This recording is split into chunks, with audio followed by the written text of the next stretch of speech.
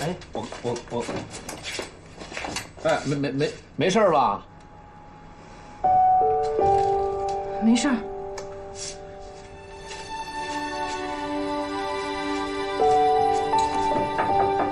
哎呀，我没事儿，你进来干嘛呀？给你创可贴。哎呦，你紧张什么呀？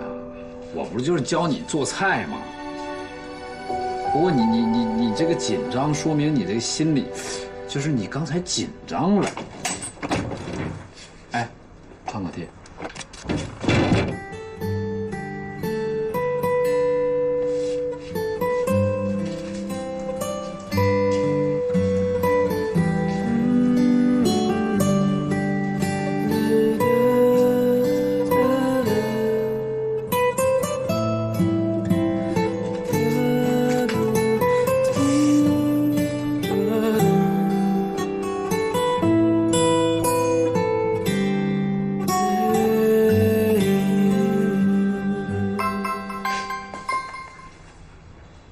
喂，喂，老戴，干嘛呢？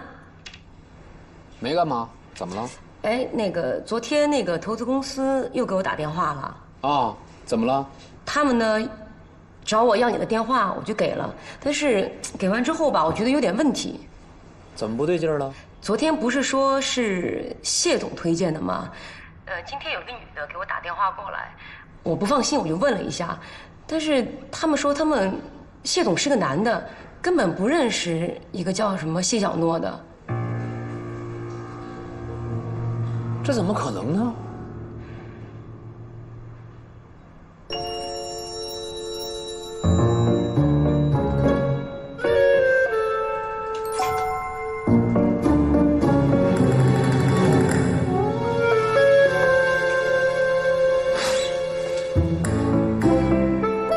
诈骗公司。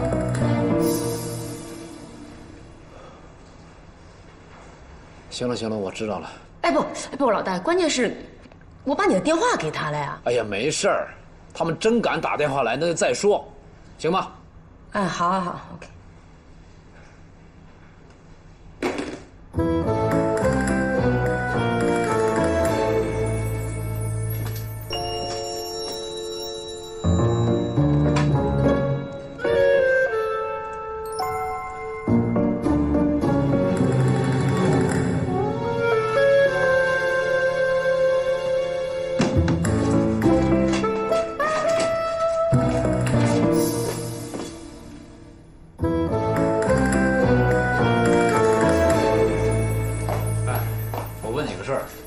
你认不认识一个叫巨富隆投资公司的陈总？不认识。你确定吗？你从来没有跟这个投资公司联系过，也不认识他们那个姓陈的老板？我确定。就是我那意思就是说，你从来没有帮我去找过什么合作伙伴。我为什么要帮你找合作伙伴呢？你不是说了吗？你的事儿不用我管，我没那么自作多情。那是我自作多情了。还有一个菜，我做完了，你拿走。不用了，就这些吧。做这些菜需要多少钱？干嘛要钱啊？凭什么不要钱？我帮忙吗？你凭什么帮我？我是为了报答你吗？你帮我找合作伙伴，我为了报答你。我说了，我没帮你找。我忘了。明哥，我觉得我这婚纱跟网上看的不一样。就算不是你帮我找的，我这朋友帮忙无所谓的。我跟你不是朋友。你家怎么会有女人的声音啊？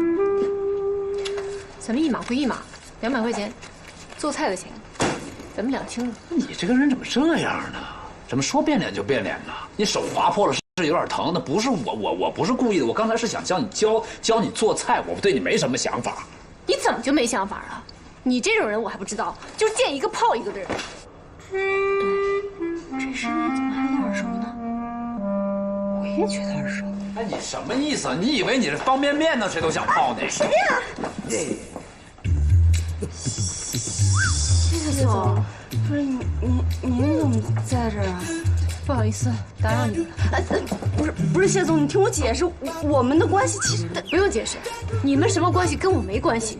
他们真没关系，他们已经分手了。分手了。对，我们已经分手了。对什么对？我告诉你，我们俩分不了手。不是，谢总，我们真的已经分手了。我这次回来就是拿我东西的。还有这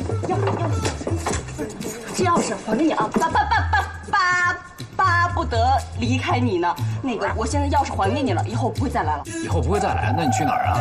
他要去结婚。结婚？跟谁结婚？跟方家。别闹了啊！戏演差不多行了。对。啊，对个屁！跟方家想都别想，我砍手砍脚埋了他。戴古顺，你别太七零八事了。你凭什么不让他结婚呢？还砍手砍脚埋了他？你以为你谁啊？周不言，结你结你的婚，我看他能把你怎么样？哎，谁欺凌怕事？你了解我们什么关系吗？不用知道你什么关系，我知道你这个人就行了。哎，什么叫知道？不，你以为你以为我谁啊？这什么情况？你跟着我干嘛？谢总，刚才真是谢谢您啊。用不着谢我，你们的事跟我没关系。我刚才只是看不惯而已。不是谢总，其实我认识您之后，真的改变挺多的。你给了我很多启发。我觉得做女人就应该像您这样，有自己的事业，有自己的梦想。我以后都不会靠别人生活了。您就是我学习努力的目标。向我学习就算了，不过，女人确实应该自立。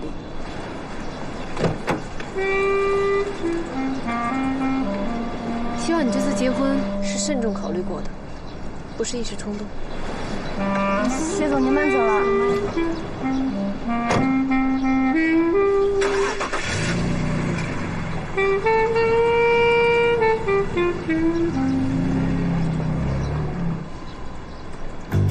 快吓死我了！你居然告诉我爸我要结婚，你疯了？感谢我吧，这叫将计就计。看不出来嘛，你这小脑袋挺好使的嘛。好刚用到刀刃上，你懂不懂？这回我突然觉得，好像没有骗我爸来，因为告诉我爸我要结婚了。我真服了你了，姐姐，你怎么能这么阿 Q 啊？自娱自乐吧。哎呀，多多，给奶奶留着，给奶奶留着。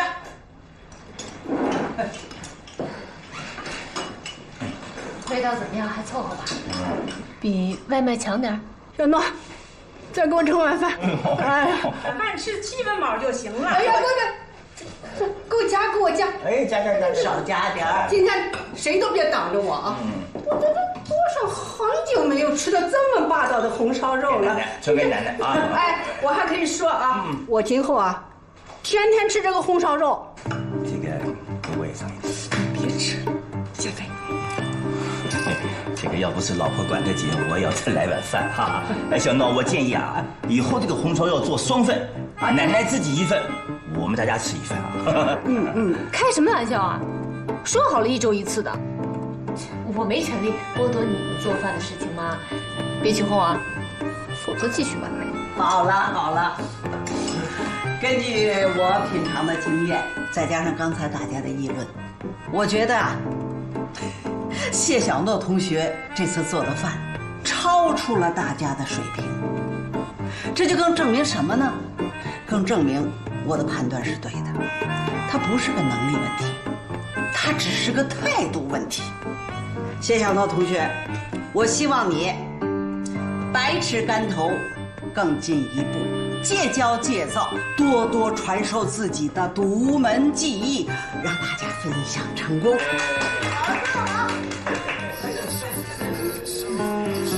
哎，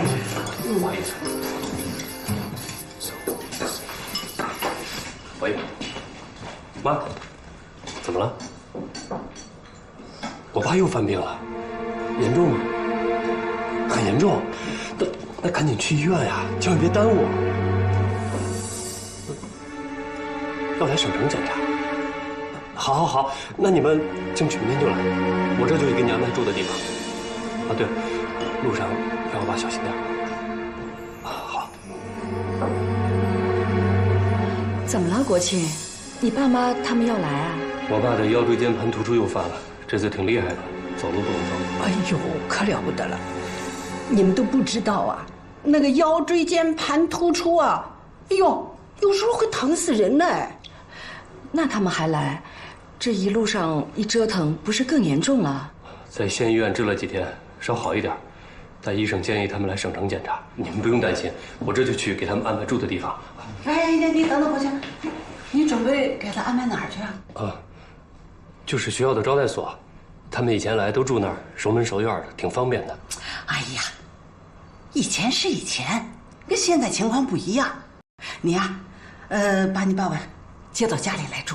不妈，这不好吧？那有什么不好的呀？哦，这个父亲来看病，住到儿子家不行，那你说让你这个娘家妈，我这脸上怎么搁呀？那才不行呢。再说了，这个招待所呀，没法住，那里头除了糊了一层墙外，里头全都是。不说那味儿，哎呀！再说了，那台阶儿，这么高吧？上上下下年轻人都得喘。你说你爸爸啊，椎间盘突出多疼啊！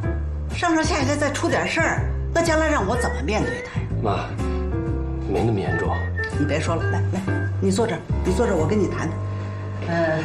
万一国庆家的爸爸妈妈来，我就建议他直接就接过来，接到家里住。大家有没有异议？赞成。哎呦，谢谢。你这个主意倒是挺好。你说，可是那老王两口子来了，住哪个房子啊？奶奶提出的这个问题非常好。这样啊，咱们就这个问题，大家再深入的来讨论一下。不用妈，就住我们那儿，不打扰大家了。哎呦，那哪成啊！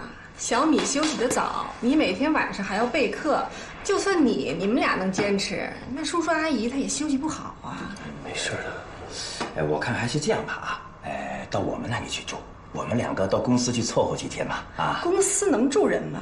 哎，咱有房子呀。那个房子不是又租出去了吗？让他搬出去呗。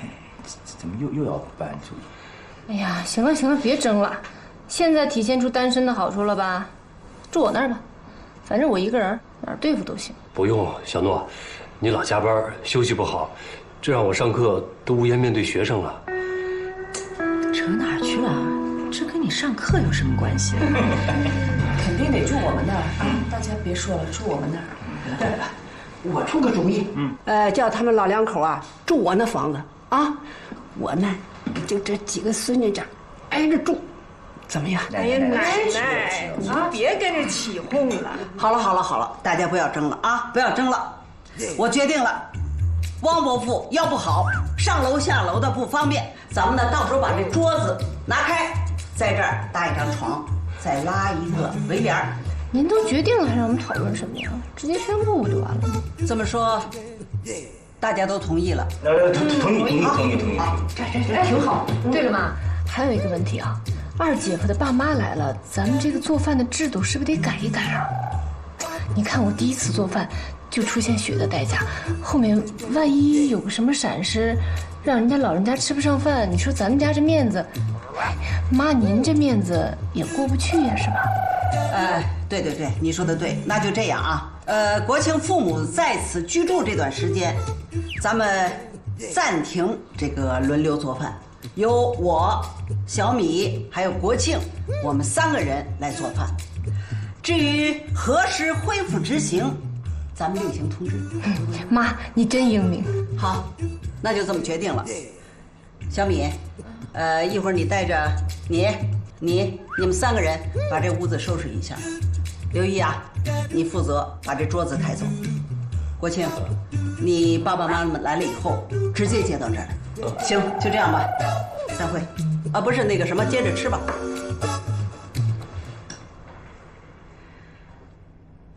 哎，你们说咱们这样弄是不是太简陋了呀？没事儿，他们在乡下住惯了，没这么多讲究。哎，我就觉得住宾馆不是挺好吗？方便，还有私人空间。小孩什么也不懂，别瞎说啊！是我不懂，这都是你们已婚妇女的事儿，真麻烦。你们说，这次国庆他爸妈为什么来？不是说了吗？他爸腰间盘突出，这些都是老毛病了，这早不来晚不来，偏偏到这个时候来。不会的，你想多了。什么时候啊？少说两句行不行啊？他们会不会以为我再也怀不上了？哎呦，小米，你可不能这样想，怎么可能怀不上啊？其实这次没了孩子，我最怕见的就是他爸妈。国庆是家里的单传，这都30好几了，好不容易有个孩子，好好的，我却没保住啊。这是意外，又不是你的问题。说是这么说，可是我就不明白了，孩子有那么重要吗？没有了孩子，以后再要嘛。虽然退一万步讲，怀不上了，那又能怎么样？没有孩子，你的人生就不完整了；没有孩子，你的婚姻就继续不下去了。他汪国庆当初娶你的时候，看上的是你这个人，又不是你会不会生孩子。孩子的事儿，他不是2个人能说了算的，他不单单是2个人能说。哎呀，说了你也不明白。总之是牵一发而动全身的，懂不懂？我不懂，难道结了婚，女人就必须有义务为这个男人的家人去生个孩子吗？那如果这样的话，男人的义务是什么？男人的义务就4个字儿：赚钱养家。凭什么呀？谁规定男人必须赚钱养家，女人就不能自己养活自己了？哎，你们女人为什么一定要把自己放在男人的附属品的位置上呢？啊，只有靠男人才能生活，只有生了孩子才能稳固地位，都什么年代了？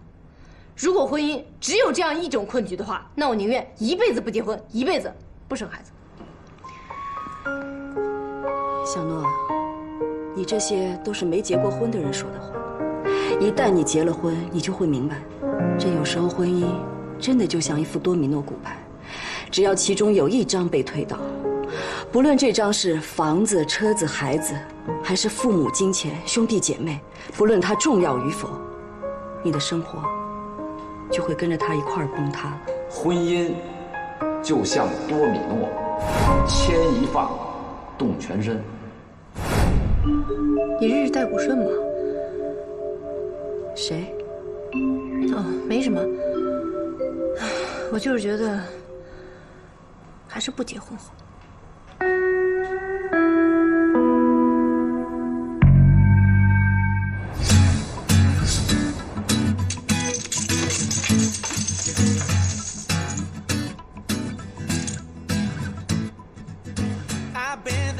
你的事儿最近怎么样了？什么事儿？天使公司的事儿。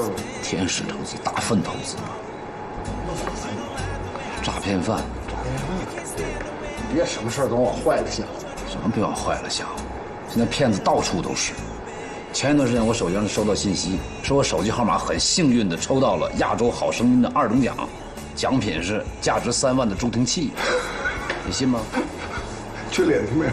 还有的直接就给我发信息，妈，我又没钱了，快寄到什么什么银行。就是亚亚从我要钱，他不会叫我妈呀，铺天盖地。只是这件事我没往那想。真是有情况，你准备怎么办？怎么办？怎么办？不能死，也不能自杀呀。哎，老毛啊，那个你那个现在你这儿还有那个，就是有没有？我有没有什么呢？就是那个钱。我这哪有钱了？我这还有钱，那我这就剩酒了。要不你把酒拿着银行看看他们要不要，他们要你就这。但是我这酒也不值120万，是不是？我给你讲着。你看，玛莎拉蒂，他肯定能帮你解决这燃眉之急。我跟他借120万，120万在他那儿不算事儿。我跟你说，他一直可看得起你了。他是一直拿你当我跟你说艺术家啊，魔术师、玩具师，各种师，你在他心目中我跟你说绝对是这个，有他看见。只有这一招了。他可以是，要没别的招，给我拿杯酒，我想想。行，你好好想想吧，要不没办法。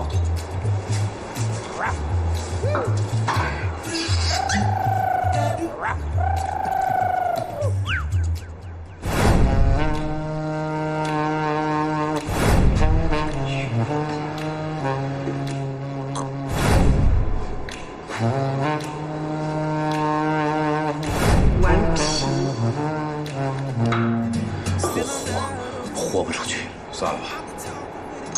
就这命了。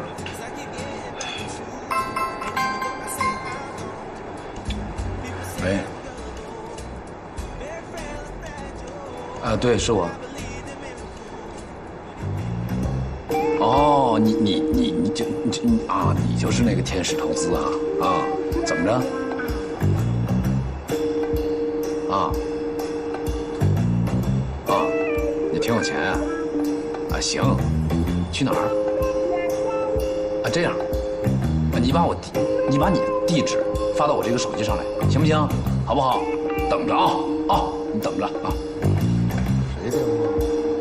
大使投资。我告诉你啊，诈骗电话，报警，好不好？我们绝不是没有社会责任心的人，对吧？是，必须得管。啊，喂，110吗？喂，喂，你们到了吗？我已经到了，那你们进来吧。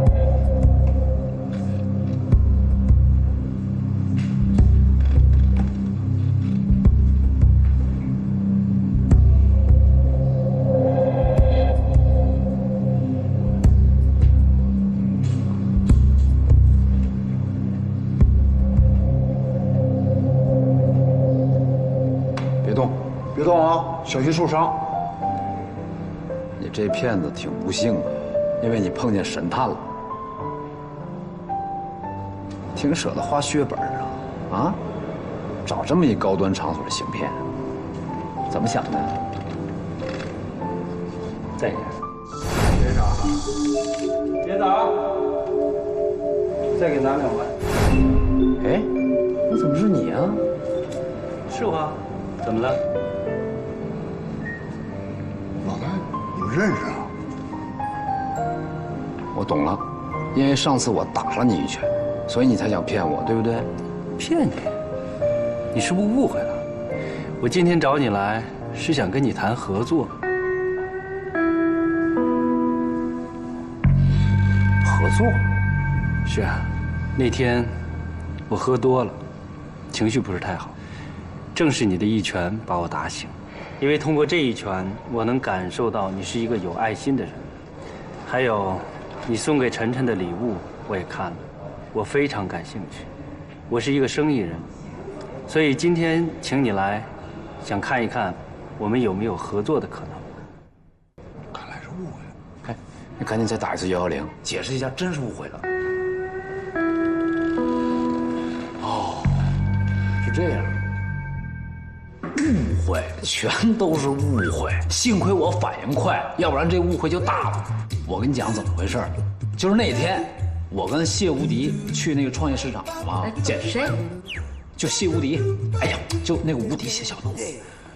我们去创业市场捡一小孩儿，然后把那孩子送过去了，送到他父亲那儿。结果我跟他父亲还有一些摩擦，我看不惯他对孩子的态度。后来你知道他父亲是干嘛的吗？这孩子的父亲是一个投资公司的老总，他看上了我送给他孩子的那个复古玩具，非常喜欢，就要找我，这不就几经周折就找我，就因为这个，听明白没？啊！然后他现在是希望我能跟他合作，一起来投资做复古玩具的事业，听懂没有？什么意思呢？就是他希望我可以考虑一下，可以出一个简单的策划案，如果我个人有意向。而且这个策划案被他们智囊团所接受的话，他就投资给我做公司。初期他占大股，我以技术形式入小股，等慢慢的公司做大以后，他再逐步的把一些股权转让给我。听懂没有？哎，如果真是这样的话，那真挺好的。那当然，不但你自己的事业能做起来，而且还能把欠银行的钱提前还上。是啊，这么看。是好事儿，那绝对是好事儿。不行，什么不行啊？你知道我们在说什么就不行？我全都听见了。你别忘了，你跟我们公司是有合约在的。是有合约啊，这应该没问题吧？在说签合同之前我就说清楚了，我拥有我自己原创设计的主权。我那挂着那个飞地那创作室，那不就是我的表明态度吗？你们应该无权干涉。对不起，戴先生，有一点你好像没有搞清楚。是你作为原创设计师这个身份是独立的，但是同时你也是我们公司的员工，在履行合约期间，请你恪守本分。恪守本分，我怎么听着这个特别像旧社会批判妇女的词儿？我是在恪守啊，这该帮的忙我不都帮吗？哎呀，好了，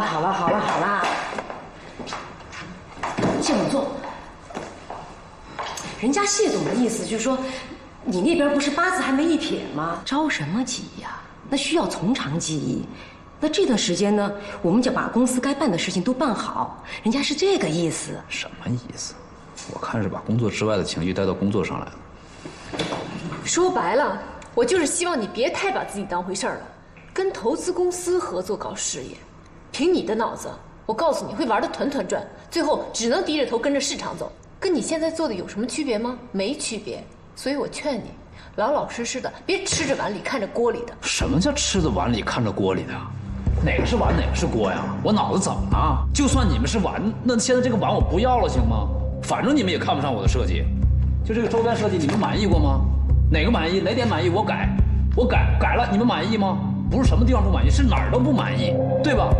行，你现在不满意，我还改，我改到你们满意为止。完成这份工作我就走人，我就辞职，我不干了，行吗？戴古顺，你真把自己当盘菜了你！我告诉你，谢小诺，我就是一盘菜，而且是一盘大菜，我就是要干自己的事儿。他们下周周末要投资人聚会，邀请我去参加，去见他们团队。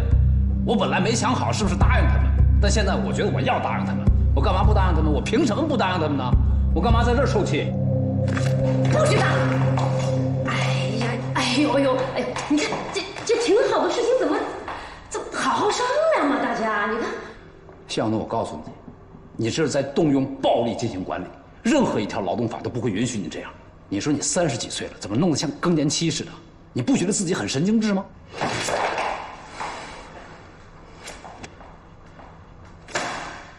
戴古顺，我现在警告你，我们是一家大公司，任何事情都按流程办事儿。你想辞职是不是？好，没问题，先履行完你1年的合约再说。你是我们公司白纸黑字签的员工，请你尊重你的身份，也请别给我还有哈女士带来不必要的困扰。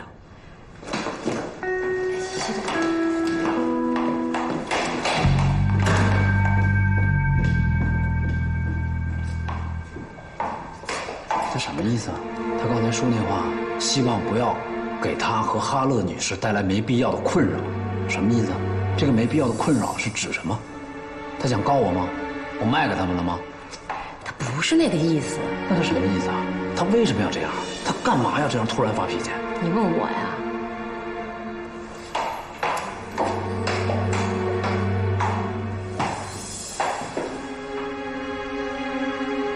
神经病！今天咱们全家都到齐了，欢迎亲家来咱们家里，特别高兴，来，大家一块儿来，欢迎欢迎，热烈欢迎，邀啊，对，这么丰富，谢谢你们啊！哎呦，太客气太客气，多吃菜啊，来吃菜。尝你动手尝着，吃菜，练吃菜。以后啊，让小米多给你做点好吃的。爸，明天一大早我就去排队挂号，完了让小敏带你去看病。我送吧，我有车，明天我送伯父去医院。不用您那么忙，不行，公共汽车去就行了嘛，是吧？那怎么行啊？您腰疼，行动不便，我去送。要我说呀，你们这个私企啊，上有老板，下有员工，这么多眼睛盯着哈，还是我这个体户方便，我送您老去啊。谢谢，这就不麻烦大家，那吃饭吧。哎呦，国庆没纸巾了，再拿一盒。哦，把这拿走。来，切点这个，切点这个啊，切点这个啊，谢谢。来这啊，哦，这个菜挺好的，新鲜的还啊。要我说呀，这咱们一家人呐，就属3能干。你说一个女孩子家自己打拼，一天到晚起早贪黑的，多不容易呀！赚不少钱吧？买房了吗？没赚什么钱，买什么房啊？那可不行，一个女孩子家没依没靠的，那哪行啊？这就跟咱在农村啊，当农民的没块地，这不一个道理吗？不踏实。妈，那个小诺还没成家呢，不着急买房。吃菜啊！吃菜，对。哎，越治安越要快呀！啊，我看新闻了，说你们城里这房子啊涨得老快了。你看，在这北京、上海，这普通百姓人家哪能买得起房啊？三儿啊，你30了吧？啊，听伯母一句话，这事儿得快，要不结个婚，要不买套房，有一样啊，这心里就踏实。别到后来这2样都没捞着，这辈子不就瞎白活了吗？我说错了吗？阿姨说的对，特别对。对，那个阿姨，您吃豆腐清口。对，尝我们这儿的啊。哎，所以我说呀，这房子要赶紧买。说句不好听的，你不能靠你妈一辈子吧？哎呦，妈，我跟小米还没买房呢，你这不是笑话我呢吗？你跟他们不一样啊，你那套房子。要不着小米当时怀孕，想在庆庆我这儿住，有个照应，那不就早买了吗？再说咱家那套大房子，那可是你的呀！哎呦，你姐有她婆家，咱管不着。亲家母，您这话可就不在理儿了。现在闺女和儿子不都一样吗？你看国庆、刘毅，我不这都跟当亲儿子似的吗？你看。刘毅在外边有房，可是还不是跟大家一块住？是，就是嘛，他没见过世面，不行，那观念都跟不上吧？来，咱们吃，咱们喝，咱们。早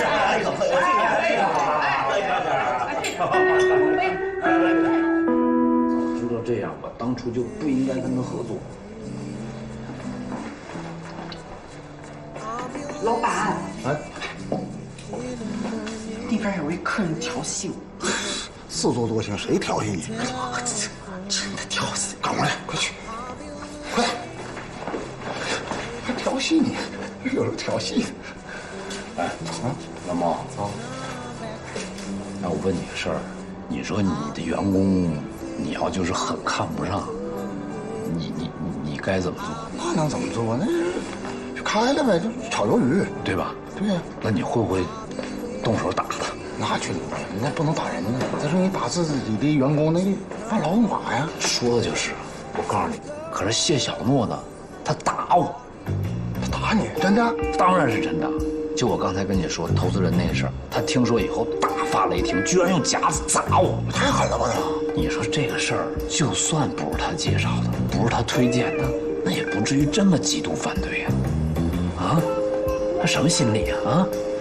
最近你知道我对他怎么样啊？我教他做好吃的，是吧？我勤勤恳恳地帮他做周边，就是看我不顺眼。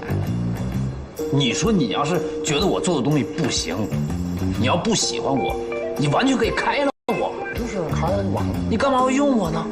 听说我要走，干嘛要大发脾气啊？啊？至于我单干，我会不会吃亏？我会不会被别人受骗？跟你有1毛钱关系吗？神经病！这你可能就不懂。我跟你说，你上司要是这样的话，只有2种。哪2种？这第一种，我跟你说，就是你上司是个施虐，这种人他就控制欲极强，知道吗？他就喜欢啊看着你完了就股掌之上啊，被压迫、被摧残、被蹂躏、被践踏、被凌辱。行，说另外一种。那就是喜欢上你。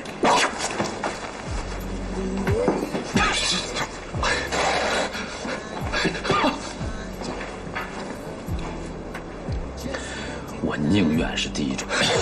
好，你说第一种就第一种，行吧？再帮我分析一下，就现在，我刚才跟你说那事儿，就这周末投资人聚会的事儿，我到底该怎么做？这事儿你得跟哈乐商量，你跟我说没用啊。哈乐劝我去，说这是机会，让我先去看看，参加那个投资人聚会，先探探那边整体团队的口风。那你好像应该去，哈乐说的对，那你不去了，谢小诺怎么着？先不管他了，反正我先把这次活动做完再说。也行。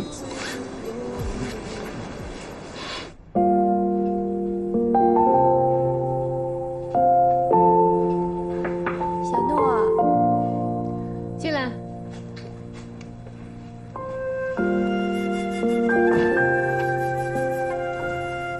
小诺，姐，今天不好意思啊。怎么了？国庆他妈妈说的那些话，你别往心里去。哎呀，我没事儿，我都没当回事儿。你知道，姐也有难处。我知道。知道就好。那我先出去了。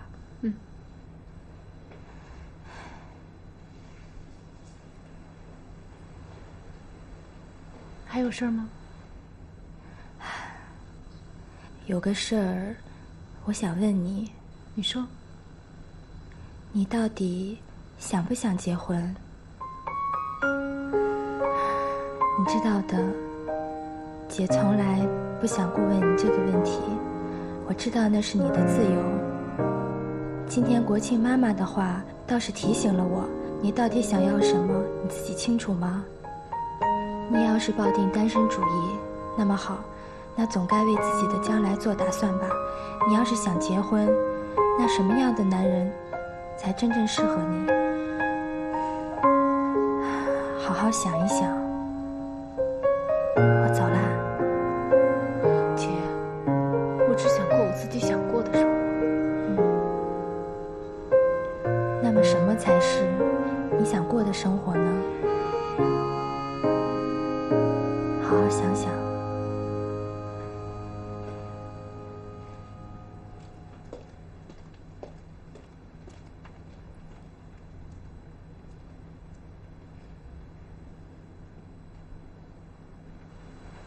我想要什么？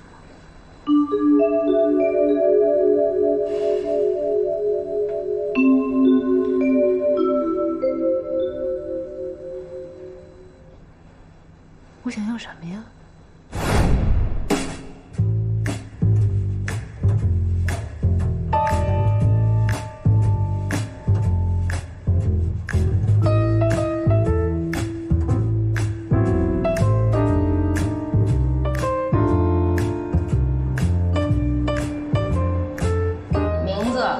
谢小诺，以往病史，经期紊乱症、狂躁症、婚姻恐惧症、更年期综合症。什么病？不知道。哪儿不舒服啊？不知道，就是心里空得慌，不知道想要什么，不知道自己在干什么。就是浑身难受。多长时间了？30多年了。多大了你？68。老伴儿呢？没结婚。闺女儿子呢？没生过。公费还是自费？外企。自费。医保卡拿过来。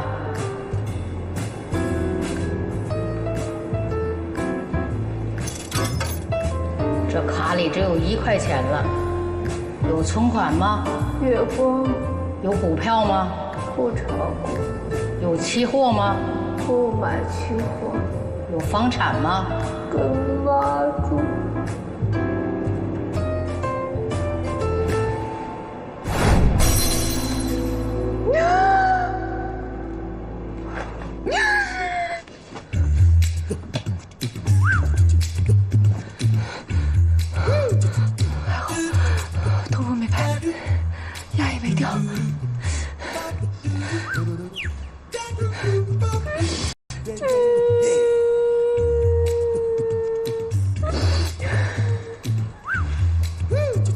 哭什么呀？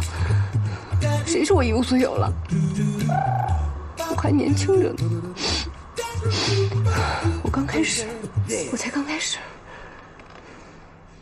国庆啊，半夜就到医院排队去了，也不知啥时候能回来。哎，早不了，现在哪家医院看病不这样啊？哎呀，这排队熬夜的是很折磨人的。咱们国庆啊，肯定累得够呛。你说，他们家也算是大户了，在医院里就不认识个人，害得咱国庆遭这份罪。你能不能小点声？你生怕人家听不见是吧？是啊，人家这么一大家子人在城市这么多年，哪能连个大夫都不认识啊？可你知道不知道现在人情有多重啊？人家能不求人就不求了，咱毕竟是外人嘛。这咱们咋能算外人呢？怎么不是外人呢？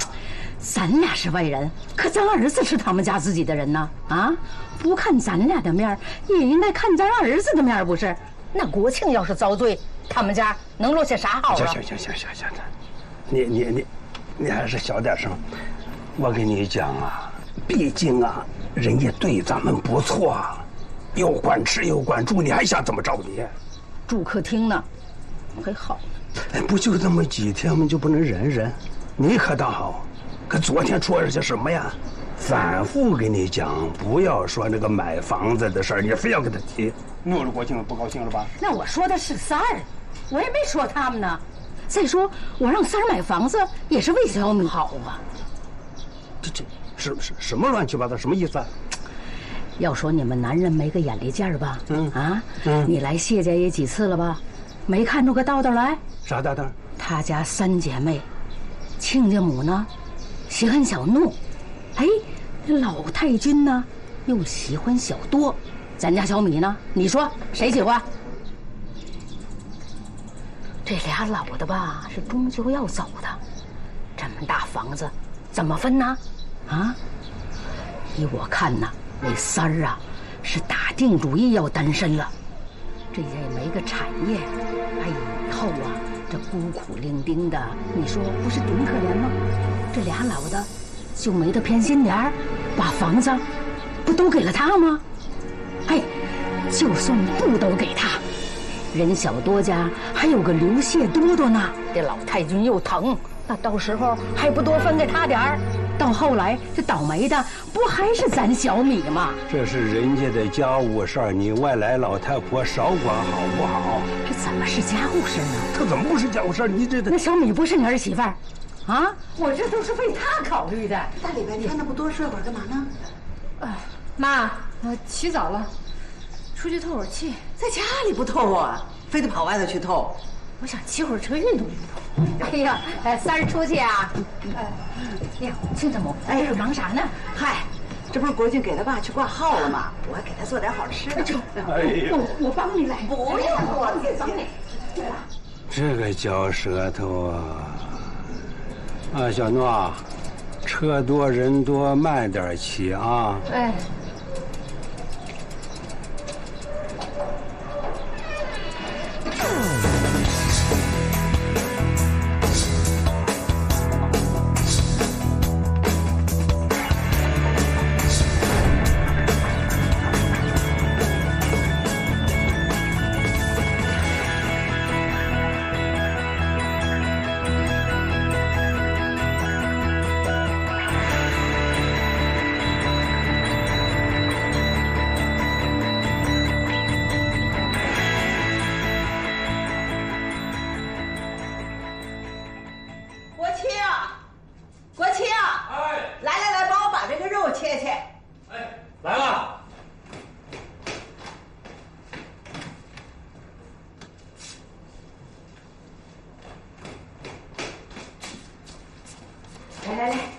信给我。一个大男人带个围裙像什么样的？来，没事。来，快给我吧。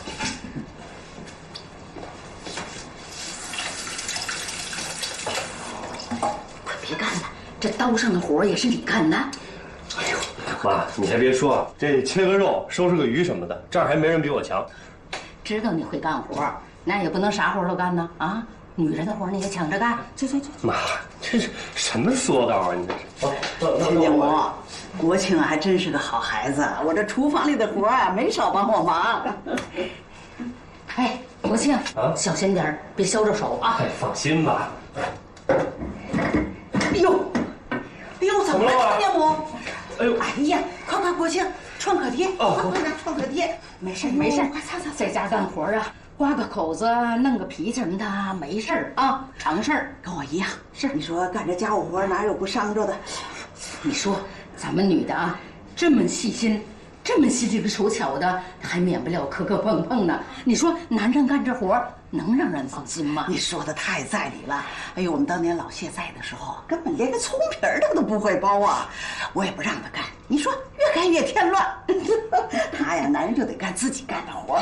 这话说的对。你看我们国庆啊，这做学问呢在行，干别的就差了点儿。其实吧，我也没让他干啥。他呀，是因为你来了，想表现表现。是。哎，国旗呀，你那创可梯怎么的了？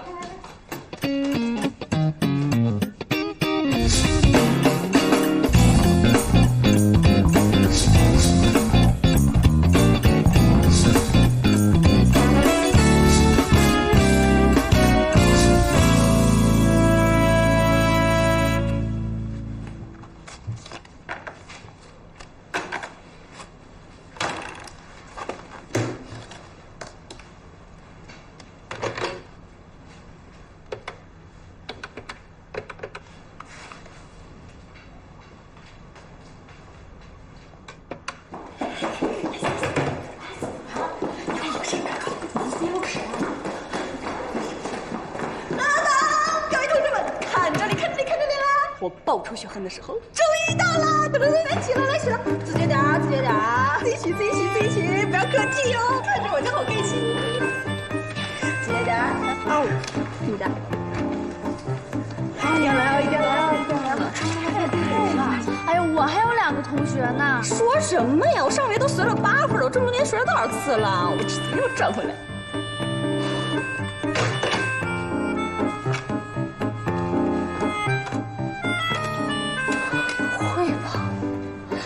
这么多年攒的还不到30万块钱，都花哪儿去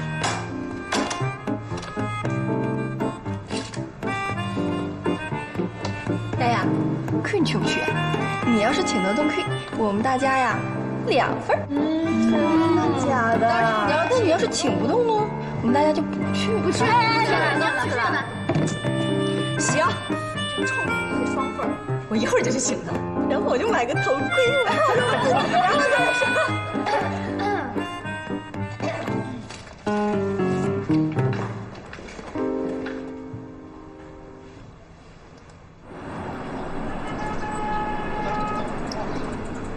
都说这针灸很厉害，可到底怎样，我心里还是没底。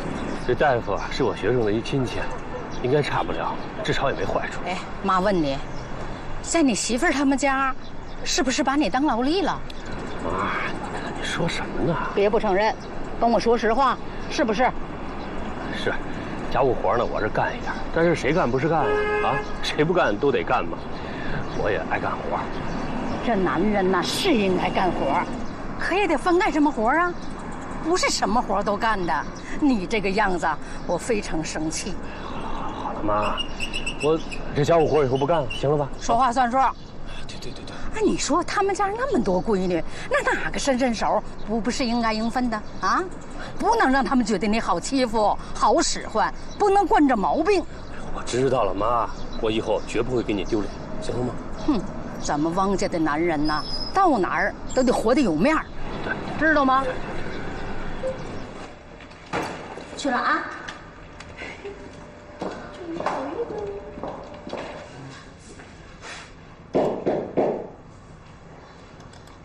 Come in。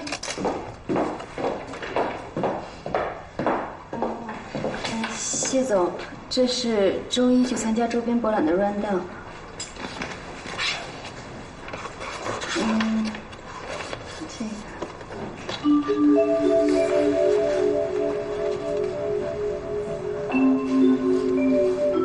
这么快？就是这周末，希望您能赏光参加。这周末就是后天啊。可是第2天我们有博览会的活动，不会影响工作吧？不会，向您学习，一定不会。行，我会去的。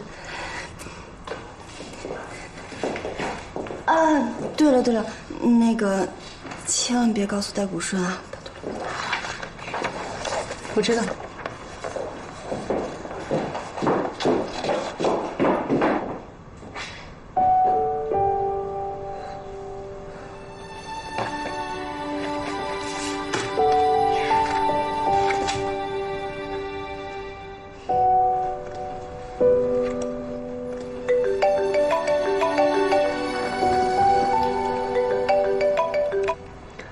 喂，哈总。好，我这就过去。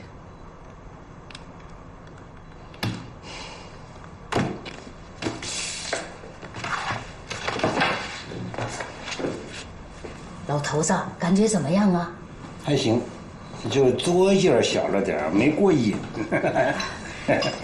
妈，哎，这拔火罐的效果未必好，而且容易伤着皮肤，咱以后就改烤电的吧。是啊，都拔死了。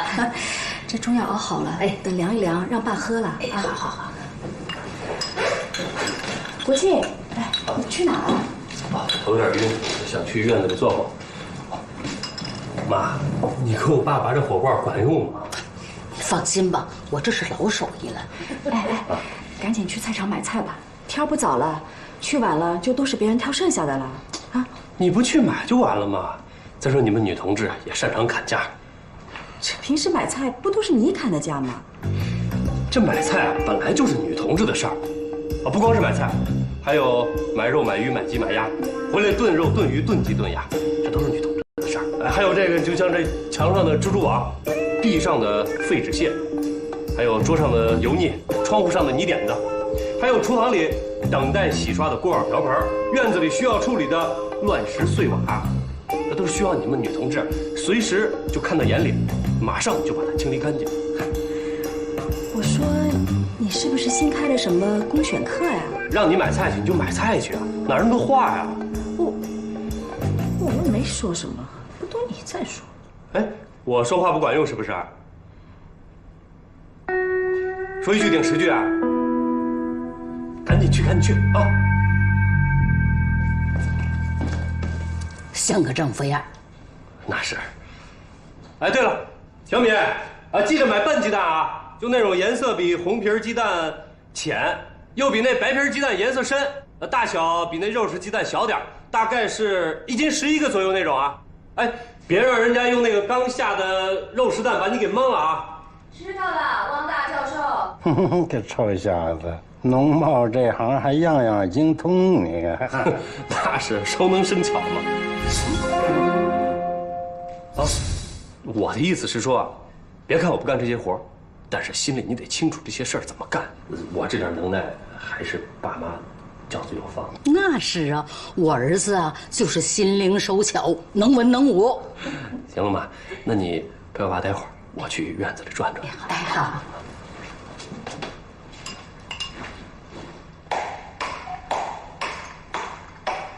谢总，咖啡。谢谢。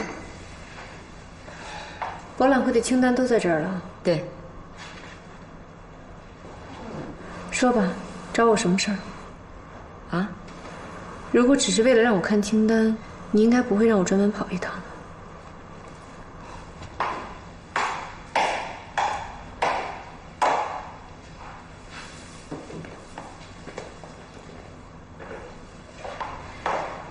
谢总，这次活动结束以后，老戴在你手上的任务是不是就全部完成了？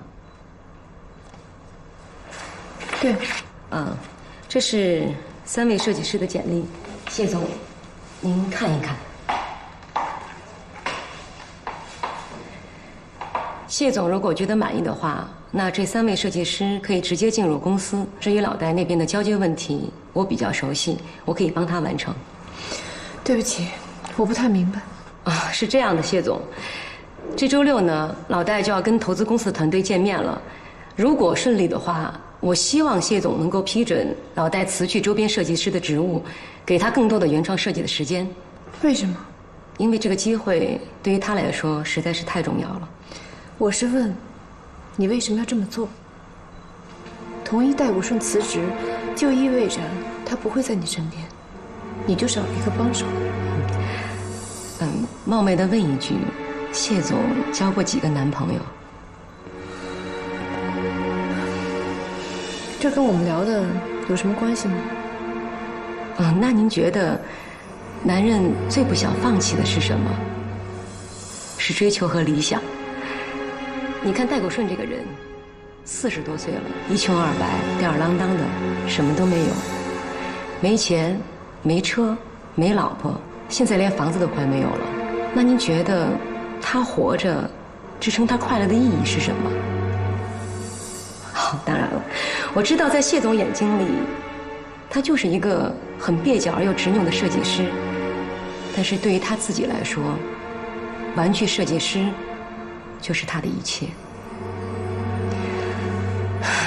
我不想剥夺他的这种快乐，我不想让他觉得自己一无所有。谢总，老戴现在就在办公室，您要不要跟他？如果我拒绝呢？谢总是明白人，俗话说做事情不能做得太满，太满就没有余地了。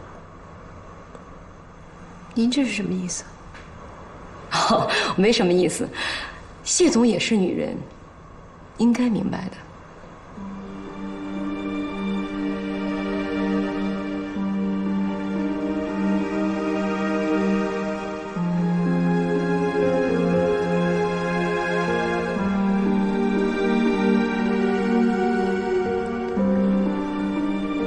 你的心意我了解了，时间差不多了，我要回公司了。好的，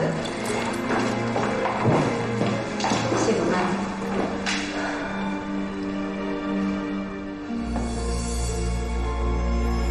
其实，一无所有的不是他。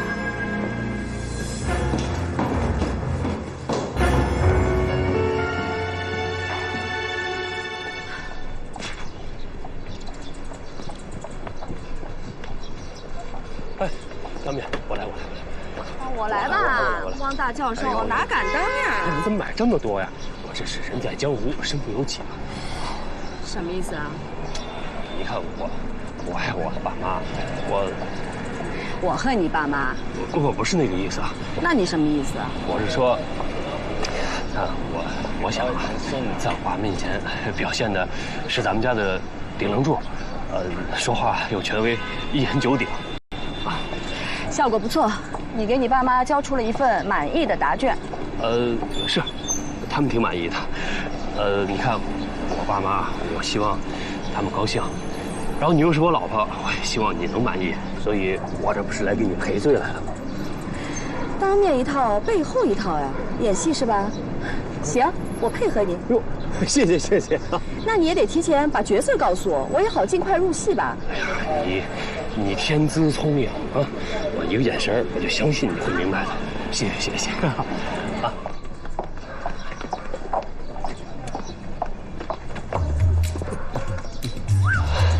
老婆，来，你进去啊，要表现得任劳任怨的样子，任劳任怨啊！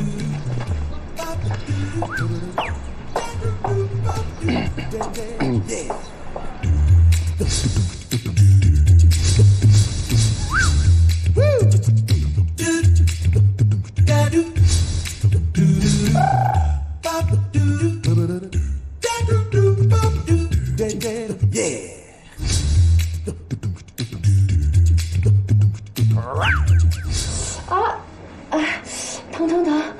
哎，轻点，按按腿吧，腰实在不行，疼。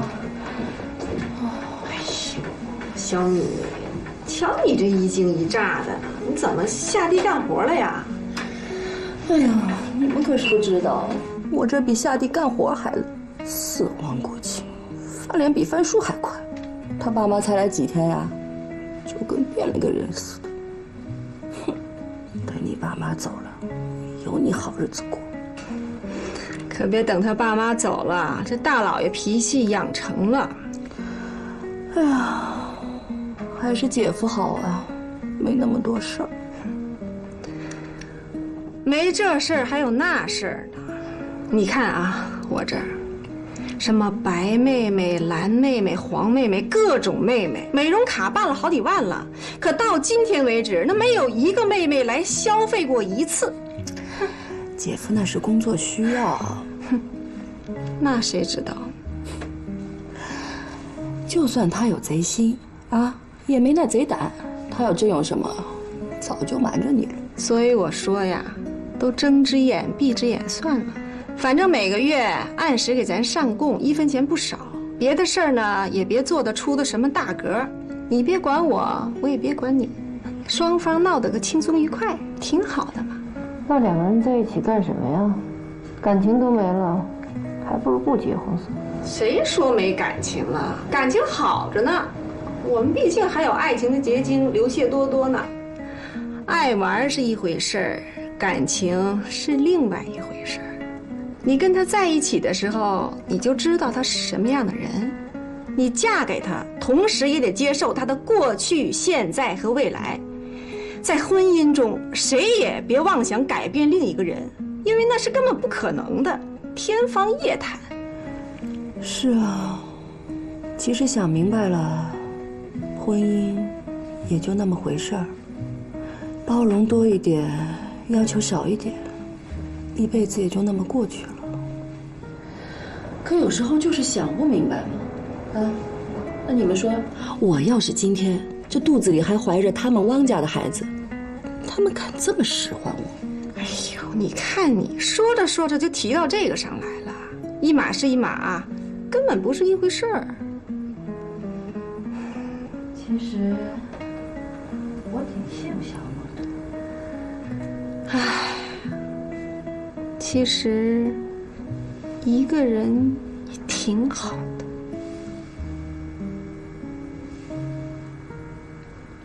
那你们俩离了吧？去。同学们，今天我们了解了先秦诸子百家争鸣中最重要的一家，提出了自己的核心价值观，就是而仁爱的3个部分就是亲亲之爱、恻隐。那么，儒家为什么还要强调正义与自强呢？而仁爱、正义与自强，为什么又会成为核心价值观呢？好，今天就到这儿，谢谢大家，下课。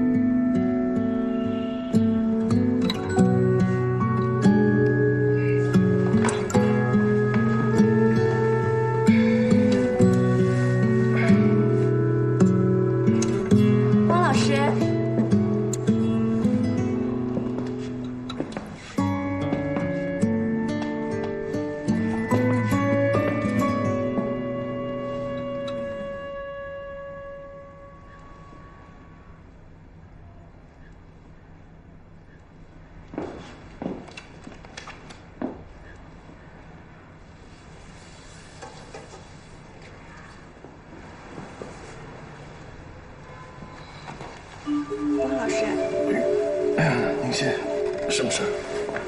我是来交论文的。论文呢？啊，论文在这儿。